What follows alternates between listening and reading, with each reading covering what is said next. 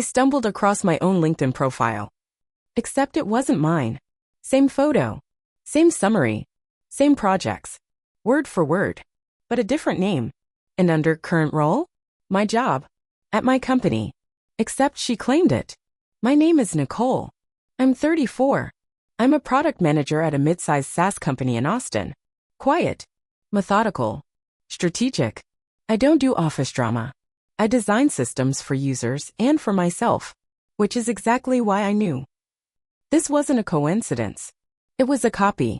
Someone built a new version of me, and she was using it. I started digging, cross-checking conference attendees, internal Slack logs, team folders, webinar invites, and there she was. Different name, different department, but same building, same floor, same meetings. We'd shared elevators, coffee lines, Slack channels. I'd smiled at her. And all this time, she was collecting me. My career isn't a story of luck. It's precision, repetition, pattern recognition. While others polished their personal brands, I refined workflows. They posted their wins. I tracked metrics. I fixed bugs. I wasn't a voice. I was a tool. And that's why seeing myself on someone else's profile wasn't just strange. It was threatening. Like someone had been studying me through a two-way mirror I never agreed to. At first, I didn't know who she was. We'd never worked together. Different teams. Different org trees. But then I started watching. She showed up in team-wide Zooms. Asked questions often after I did. Used my phrases. My terminology. My tone. It could have been coincidence. Until I saw her resume. Bullet points lifted straight from mine. Line by line. My internal presentations? Rewritten in her voice. Delivered like her own. She hadn't just borrowed my style. She was constructing a shadow version of me. And I needed to know why. Her name was Kira. I found her in the company directory buried under strategic development. No direct reports. No cross-functional oversight. But her calendar was full of meetings with people I worked with daily. That's how I knew. She wasn't building her own path. She was walking mine in shadow. The more I watched, the worse it got. She referenced my metrics in meetings but presented them as her own. Quoted my frameworks. Repurposed my slide decks down to the formatting and phrasing. And no one noticed. Because she did it quietly. Strategically. Like she'd been planning this for months. The final confirmation came when she submitted a proposal directly to the executive team. It was a product roadmap outline. Sounded familiar. Because it was mine. One I'd been refining for 6 weeks. One I hadn't pitched yet. I checked the timestamp on her file. 3 days before I was scheduled to present it. I felt like I'd been robbed before the door was even unlocked. I didn't scream. Didn't send a furious Slack. I documented everything. Screenshots. Version history. Meeting notes. And then? I called HR. Not to report her. Not yet. I just asked questions.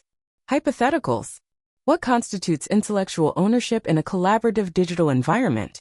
The woman on the other end, Carla, paused. Are we talking code? Content? Process?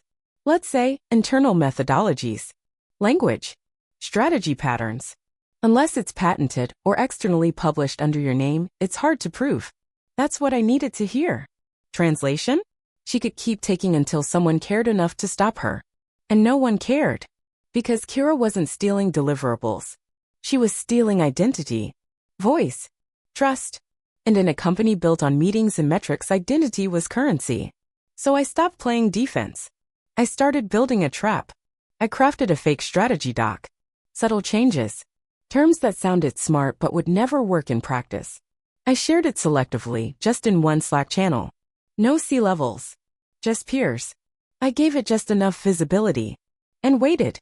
2 days later, it showed up in Kira's email to senior management. Her name. My trap. I waited for the fallout. Not because I wanted her fired. Because I wanted proof. When the VP questioned the inconsistencies in her plan, she panicked. Backtracked. Blamed the wrong teams. And the moment that happened, I stepped in. One message. One line. Interesting to see my unpublished draft make it to final review. Silence. Then chaos. The VP pulled us both into a meeting. Kira tried to talk first. I didn't let her. I opened the document history. Explained the origin. showed the Slack thread, walked through the trap. And when I finished, I said, I don't want credit. I want clarity. Because this isn't about one slide. This is about months of strategic identity theft. The VP looked at her, then at me, then closed his laptop. I'll be escalating this. And just like that, Kira's shadow version of me fell apart. They didn't fire her. Of course they didn't. She was reassigned. Temporary. Strategic. Buried in a new initiative with no clear scope and no team. Polite exile. And me? I was left with the aftermath. No apology. No public acknowledgement. Just quieter meetings. Fewer invites. Colleagues who once looped me and now sent updates for visibility. I wasn't out. I was being faded. That's how corporate works. The system doesn't punish the thief. Punishes the alarm. I watched it happen like I was watching a slow deletion. Not of my access. Of my presence. So I stopped trying to fix it.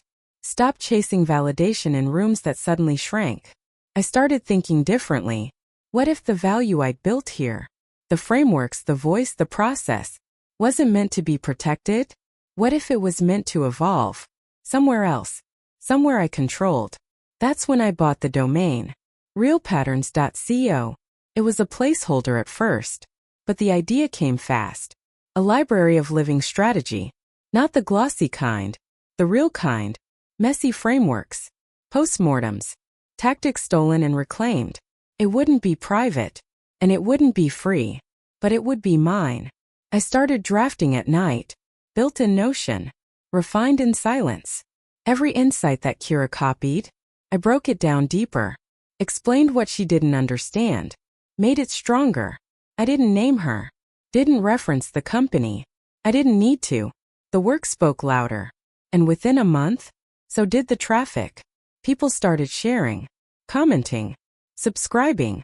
Strangers, founders, managers who saw themselves in my footnotes. It wasn't about revenge anymore. It was about ownership. And as for the system that tried to fade me, I let it. Because sometimes to become unforgettable, you have to disappear on purpose first. The invitation came via email. A product leadership conference in Chicago. Keynote slot. All expenses covered. Your writing on Real Patterns has been circulating.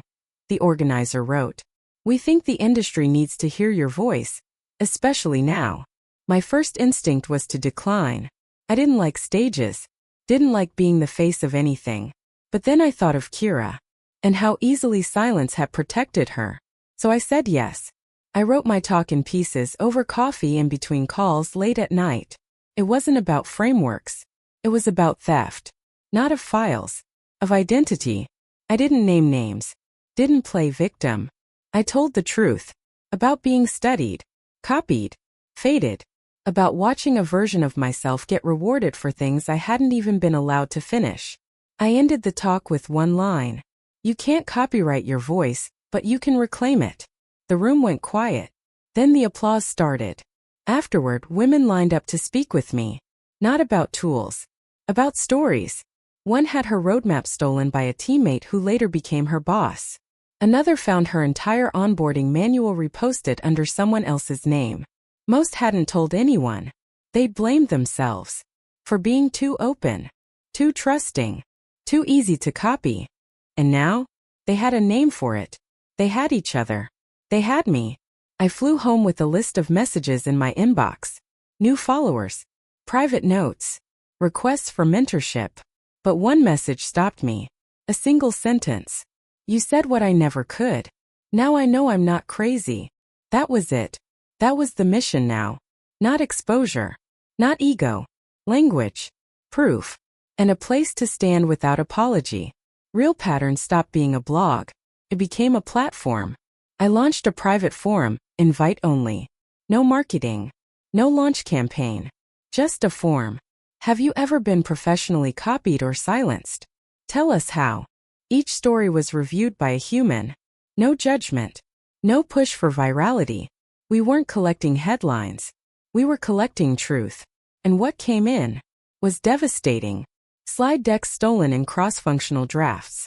Promotions handed to those who echoed others. One woman said her intern became her replacement. Another had her tone repackaged by her male manager, then framed as executive presence. There were hundreds, and they weren't random. They followed patterns. Patterns we named. Patterns we published. A taxonomy of theft. Not to shame people. To make it real. To prove it existed. Of course, not everyone liked that. Some voices, louder ones, started posting critiques. Do we really want to encourage paranoia in teams? Maybe your ideas weren't that original to begin with. You can't own collaboration. I didn't respond. I didn't have to. Others did. Women who used to be quiet, now speaking clearly. This isn't paranoia. This is pattern recognition. We're not against teams. We're against erasure. And that was the point. I didn't want followers. I wanted fluency. A shared language. Where people could say, this happened to me. And someone else could say, same. Not for pity. For power. I kept building. We started a repository of rewritten credits. Anonymous. A kind of reverse LinkedIn. Not about roles. About impact. Not manager Q4. But the original creator of the client retention sequence now listed under someone else's name. It wasn't vengeful. It was archival. The internet forgets fast. We don't. And as long as real patterns existed, no one would be invisible again. I didn't expect to hear her name again. But there it was. A tweet from a VC firm announcing its newest accelerator cohort. 12 founders. Bold ideas. Disruptive thinking. And her. Kira Sloan. Founder of a startup called Acholier. Their tagline? Strategic patterning for high-trust teams. I stared at the screen jaw-locked. Because I knew that phrase. I'd written it. Not publicly. Not in a post. In a side module of Real Patterns beta curriculum. Unpublished. But shared in the forum. Weeks ago. Now it was hers. Registered. Trademark pending. I could have gone legal. Cease and desist. Trademark dispute. Instead, I went honest. I drafted a post. Not angry. Not passive-aggressive. Just surgical. Let's talk about digital duplication. Not the obvious kind. The elegant kind. The kind that waits in rooms with you. Listens. Studies. Then leaves with your words and calls them theirs. I didn't name her. I didn't have to. The people who mattered knew. The thread went viral within hours. DMs flooded in. Emails. Calls from editors who suddenly wanted to talk about the unseen economy of digital identity theft. I accepted one interview. Then another. Then 10 more. I spoke slowly. Clearly. No drama. No scandal. Just facts. Just names for things that didn't have names before. People listened. And then? They started looking. Not just at Kira. At systems. At platforms. At every professional space that rewarded polish over origin. Kira didn't respond. Publicly at least. Privately? She blocked me on everything. Which was funny. Because she was still following the Real Patterns page. Maybe she forgot. Maybe she didn't care. But the difference was I wasn't afraid of her anymore. Because when you speak first, copies can't keep up. The email came at 2:14 a.m. Subject line. Professional courtesy request for off-the-record conversation. From Kira Sloan. I stared at it for a long time. She hadn't spoken to me since the day in the VP's office. Not one message. Not one reaction. And now this. I opened the email. It wasn't long. No apology. No admission. Just a hope you're well, followed by a paragraph about shared professional intersections and a suggestion to meet for clarity, not conflict. It was neat. Polished. Sterile. I almost deleted it. But I didn't. Because I wasn't curious. I was calm. I responded with one line. If there's something you'd like to say, you can do it on the record. She replied an hour later. Agreed. We set a meeting for Thursday. Neutral space. Glass walls. Downtown. I wore black. Not as a statement. As armor. When I walked in, she was already there. Alone. No coffee. No laptop. Just a notebook closed. She stood when I entered. Smiled. I didn't. I sat down. She started with small talk. I cut her off. If this is about Acholio, I said, you already know where I stand. She folded her hands. I'm not here to debate ownership. Then why? She hesitated, then said something I didn't expect. I thought if I could be you, I'd finally be enough. It was a confession without apology. A wound disguised as strategy. I didn't answer. She continued. I didn't realize it would work. That people would believe I was that person. And when they did, I didn't know how to stop. Still no apology. But something cracked. She looked tired. Smaller. Like a version of herself she didn't recognize. I let the silence hang. Then I stood. You didn't steal my strategy, I said. You stole your own voice trying to mimic mine. She didn't respond. I left. Not because I was angry. Because I was done. And that's the power no one warns you about. Not the power to speak. The power to stop answering. After the meeting with Kira, I didn't feel victorious. I felt quiet. Not peace. Not closure. Just a stillness. Like something had finally stopped echoing inside me. I didn't post about it. Didn't allude to it. Some endings don't need documentation. They just need to happen. I went back to building. But differently. I launched a new thread on real patterns. Uncredited. Stories from women across industries who saw their work. Their words, their ways. Walk into a room wearing someone else's name. Each post was reviewed. Context checked. Published with consent. No rage. Just records. Proof that something existed. Even if the credits were never written. The series took off. Not viral. But deep. Shared in group chats. Passed between managers quietly.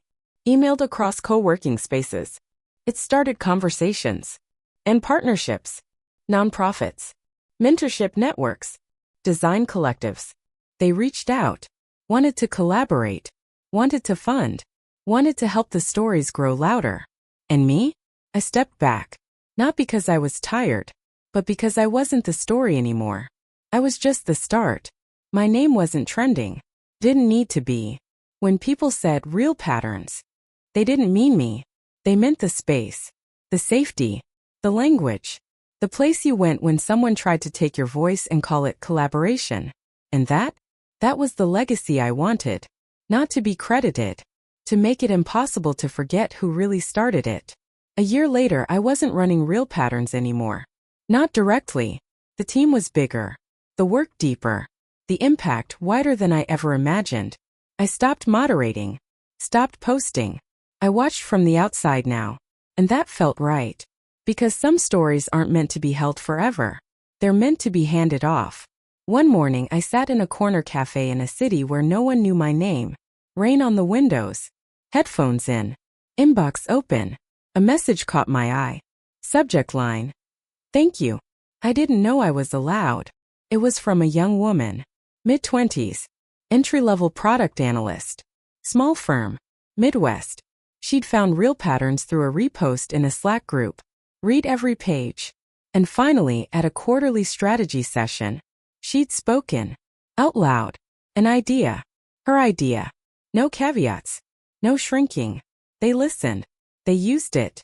And next quarter, she'd been asked to present.